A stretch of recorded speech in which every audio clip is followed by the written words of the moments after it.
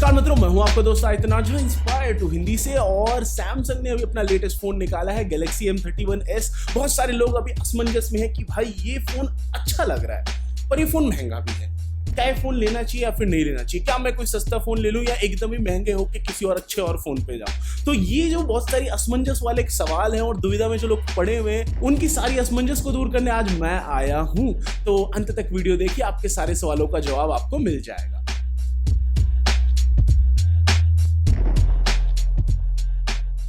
तो दोस्तों शुरुआत करते हैं इसकी अनबॉक्सिंग के साथ। बॉक्स के अंदर सबसे पहले आपको मिलता है स्मार्टफोन। इसके अलावा अंदर आपको मिलता है इसके लिए जो डॉक्यूमेंटेशन वगैरह है, वो सुपर फास्ट चार्जर है, वो USB-C cable, SIM tray ejector tool, और फोन के अलावा आपको अंदर हेडफोन्स भी नहीं मिल रहे, ईयरफोन्स कोई से नहीं दे रहे सैमसंग वाले, और TPU कवर तक नहीं दे रहे इनसाइड। तो एक जमाना हुआ करता था जब सैमसंग का नाम था इसके लिए कि हर एक फोन उनका चाहे सस्ते से सस्ता फोन होता था, उसमें वो बॉक्स के अंदर सारे ईयरफोन्स देते थे, सब कुछ अच्छा देते थे। पर अब वो भी एकदम ही किफायती मोड पे आ गए हैं और उन्होंने ये सब देना बंद कर दिया है। खासकर जो ये M31s है, ये एक थोड़ा हायर रेंज का प्राइस पॉइंट वाला फोन है। तो इसमें तो बनता है कि वो थोड़े ईयरफोन्स दे देते, या ईयरफोन ही न से TPU कवर तो देते, भाई वो भी नहीं था। तो उसके लिए अलग से यहाँ पे मेहनत करनी पड़ी TPU कवर खरीदने के लिए।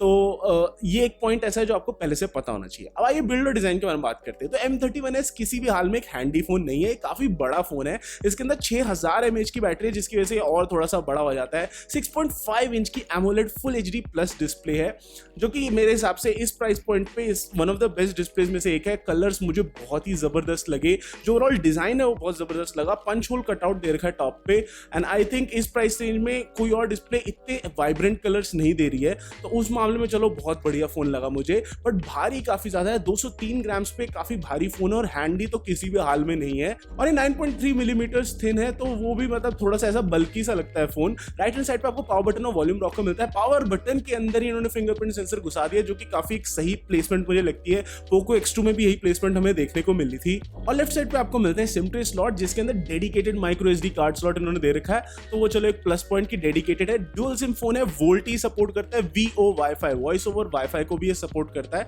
तो वहां पे कोई इशू नहीं है।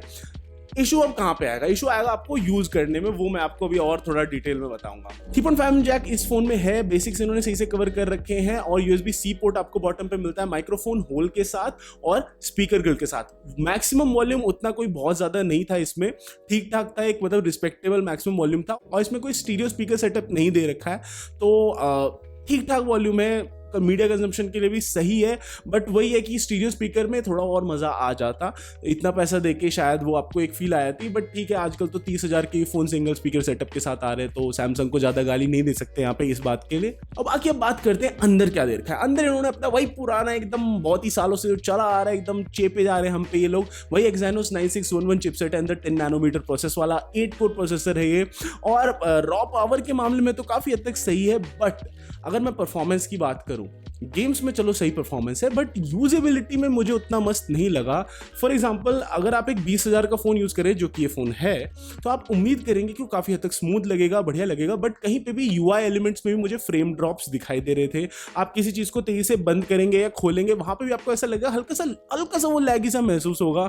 वहीं जैसे अगर आप कोई OnePlus का फोन यूज कर रहे होते, जैसे कि सपोज करें आप नॉर्ड यूज कर रहे होते, जो कि मैं अभी पर्सनली यूज कर रहा हूं, तो उसमें इतना रॉ पावर वाला प्रोसेसर नहीं है, बट स्टिल उसका यूजर एक्सपीरियंस जो है वो इससे ज्यादा स्मूथ है। तो यहाँ पे वो स्मूथ यूजर एक्सपीरियंस देखने को मुझे नहीं मिला। बट वहीं अगर मैं रॉ पावर की बात करूं, तो वो इस फोन में प्रेजेंट है। जब आप PUBG जैसी गेम खेलेंगे, आप इसको स्मूथ और एक्सट्रीम पे खेल सकते हैं, बड़े ही प्यार से।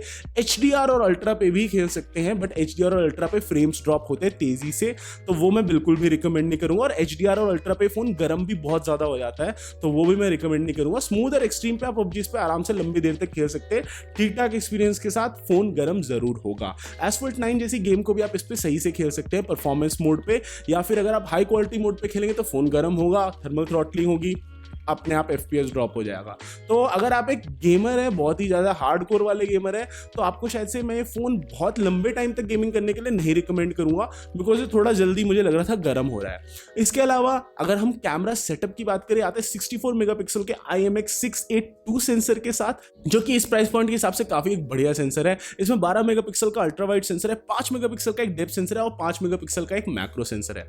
इमेजेस की मैं बात करूं तो ऑलमोस्ट जैसे इस प्राइस रेंज में आई थिंक बहुत ही बढ़िया ये फोटोज ले रहा है। बट जो एक सैमसंग का हमेशा से क्लासिक वो कलर साइंस रहा है कि वो हर जगह थोड़े से कलर्स बूस्ट कर देते हैं, थोड़ी शार्पनेस बढ़ा देते हैं, वो चीज़ यहाँ पे भी देखने को मिलती है। और सैडली क्योंकि एक्साइनोस प्रोसेसर वाला फ़ोन है तो इसमें जी कैम तो डलेगा नहीं, तो वो चीज़ है, मतलब आप इसमें ज़्यादा कुछ छिड़खानी नहीं कर सकते। बट मुझे इसके अल्ट्रा वाइड का जो फील्ड ऑफ व्यू है वो बहुत अच्छा लगा, तो काफ़ी ज़्यादा वाइड है, वो बहुत ज़्यादा डिटेल कैप्चर कर रहा था।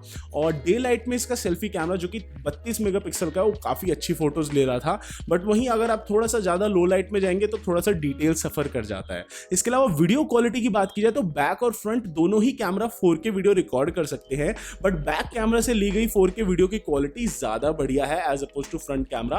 फ्रंट कैमरा से ली गई 4K वीडियो मुझे थोड़ी हद तक ग्रेनी लग रही थी, तो हो सकता है ये ओवर सैम्पल्ड फुटेज हो, जो कि उसमें 2K या 1080p वीडियो बन रही हो बाय डिफॉल्ट, जिसको उन्होंने ओवर सैम्पल करके 4K फुटेज दे रखा है। ये पॉसिबल है काफ़ी हद तक, बट अच्छी बात है कि उन्होंने 4K का ऑप्शन दे रखा है। इसके अलावा इसमें स्लो मोशन आप आराम से 120 FPS तक शूट कर सकते हैं, कम रेजोल्यूशन पे, हाई रेजोल्यूशन पे नहीं।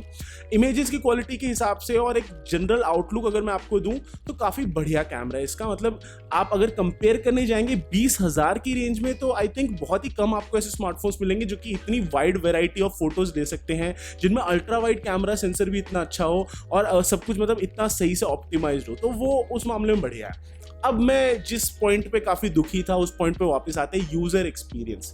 तो यहाँ पे आपको मिलता है One UI 2.0 जो कि Android 10 पे बेस्ड है।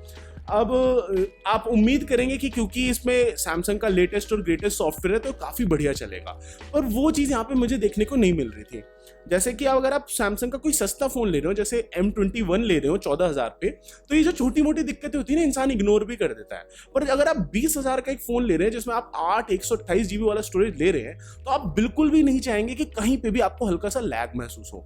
तो थोड़ा सा भी वो जो कभी लैग महसूस होता है ना, ऐसे अंदर से ऐसे आग सी लग जाती थी कि भाई क्यों हो रहा है लैग, यार ये गलत चीज़ है, 8 GB रैम में भी क्यों लैग हो रहा है। तो वो चीज़ मुझे बेकार लगी, और वो चीज़ ऐसी है कि सैमसंग खुद फिक्स कर सकता है, वो उन्हीं के हाथ में है।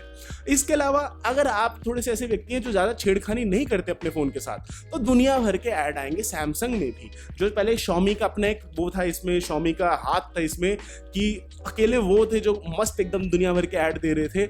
अब वहाँ पे अलग ही सभी लोग इसी लाइन पे आ गए, तो सैमसंग में भी बहुत दुनिया भर के ऐड आएंगे। उसको आप डिसेबल कर सकते हैं, ऊपर से होम स्क्रीन सेटिंग्स पे जाइए, रिकमेंड ऐप्स करके आता है, उसको टिक अनटिक कर दीजिए। बहुत सारी जगहों पे आपको अनटिक करना पड़ेगा, रिसीव रिकमेंडेशन को अनटिक कर दीजिए, तब जाके आपको एड्स नहीं आएंगे। बट वही दिक्कत है कि नॉर्मल बंदा शायद से इतनी ज़्यादा छेड़खानी ना करे और फिर उसको एक ऐड से भरा हुआ यूज़र एक्सपीरियंस मिलेगा जो कि किसी भी दिन अच्छा नहीं लगता। 20,000 रुपये देख के तो बिल्कुल भी अच्छा नहीं लगता कि आपको ऐसा एक्सपीरियंस मिले। तो वो एक ऐसी चीज़ है जिसके बारे में मैं बताना चाहूँगा, और अगर आप एक पोटेंशियल बायर है तो मैं आपको पहले से ही वार्न करना चाहूँगा कि आपको थोड़ी सी मेहनत करके इस चीज़ को डिसेबल करना पड़ेगा। बैटरी बहुत ही ज़बरदस्त दे रखी, 6000 mAh की जो बैटरी, आप अपने सामने बैटरी यूसेज का ग्राफ का पैटर्न देख सकते हैं। तो हम जब इस पे PUBG भी खेल रहे थे, एसफॉल्ट भी खेल रहे थे, तो बैटरी ड्रेन बहुत ही मिनिमल था। तो चलो ये बात बहुत ज़बरदस्त है कि बैटरी ड्रेन मिनिमल है, स्टैंड बाय टाइम्स आपको अच्छे मिल रहे हैं, स्क्रीन ऑन टाइम आराम से 9 से 10 घंटे मिल जाएगा आपको एवरेज यूसेज पे। और अगर आप एक हेवी यूज़र भी हैं तो भी आपको ये बात अच्छी लगेगी कि आप इस पे 25 वॉट की फास्ट चार्जिंग कर सकते हैं, तो ये काफ़ी हद तक तेज़ी से चार्ज हो जाएगा। ये रिवर्स चार्जिंग को भी सपोर्ट करता है, तो वो एक प्लस पॉइंट है इस फोन का। मतलब बहुत सारे बेसिक्स इन्होंने काफ़ी सही करे हैं, बट कुछ बेसिक्स जो मतलब एक यूज़र एक्सपीरियंस होता है और भी छोटी छोटी ऐसी चीज़ें होती है, वहाँ पे इनका ध्यान उतना क्लियर कट नहीं था। ये फ़ोन जो है ये ब्लैक और ब्लू रंगों में उपलब्ध होता है, और वो अलग ही स्टाइल का ब्लैक और ब्लू रंग है। तो इसका जो टेक्निकली ब्लैक रंग है वो ग्रेइश सा लगता है देखने में, और ब्लू रंग भी थोड़ा अलग सा ही लगता है देखने में। और ये फ़ोन उपलब्ध होता है 6 128 और 8 128 GB वाले वेरिएंट्स में, और एक का प्राइस 20,000 के आसपास है और दूसरे का प्राइस 22,000 के आसपास है। इस प्राइस रेंज पे मैं ये कहता हूँ कि काफ़ी सही फ़ोन है, काफ़ी बढ़िया फीचर्स वाला फ़ोन है। बट जो मैंने आपको दिक्कतें बताई इस फ़ोन के बारे में कि यहाँ पे ये इशू था, यूज़र एक्सपीरियंस में थोड़ा सा इशू था, हैंडी नहीं है फ़ोन बल्कि काफ़ी हद तक है, तो अगर आप एक ऐसे व्यक्ति हैं जिसके लिए वो चीज़ें बहुत ज़्यादा मायने रखती हैं, तो मैं आपको कहूँगा कि यार थोड़ा बजट बढ़ा के आप नॉट जैसा फ़ोन ले सकते हैं। बट वहीं कुछ मामलों में इतना ज़बरदस्त फ़ोन है कि वहाँ पे आप इसकी मेरिट्स को नज़रअंदाज नहीं कर सकते। जैसे डिस्प्ले के मामले में और बैटरी के मामले में बहुत ही ज़बरदस्त फ़ोन है। अगर आप गेमिंग करने वाले हैं तो स्मूथ और एक्सट्रीम पे PUBG चलाना इतने अच्छे से डिस्प्ले पे और इतने बढ़िया एक्सपीरियंस के साथ वो किसी और फ़ोन में शायद आपको नहीं मिलेगा। इसमें आपको हेडफोन्स पे डॉल्बी एटमॉस साउंड मिलता है, तो वो चीज़ें ऐसी हैं जो जो इसको थोड़ा सा अलग बनाती हैं।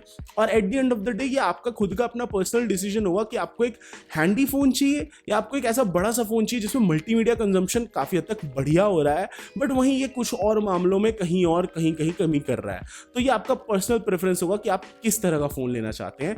मुझे तो कई सारी चीजों में ये फोन काफी सही लगता है, बट वही है कि 20,000 रुपए दे रहे हैं आप इस पे, और शायद आप अपना बजट कम करके अगर M21 भी लेंगे तो आपको कैमरा इससे कम मिलेगा, बैटरी ऑलमोस्ट इतनी मिलेगी, डिस्प्ले से थोड़ी सी कम क्वालिटी की मिलेगी, बट स्टिल आपको प्रोसेसर भी यही मिल रहा होगा, काफी हद तक एक्सपीरियंस भी ऐसा ही मिल रहा होगा। तो ये अब आपको डिसाइड करना है कि वो 14 से सीधे 6,000 रुपए का ऊपर का जंप आपको लेना है कि नहीं।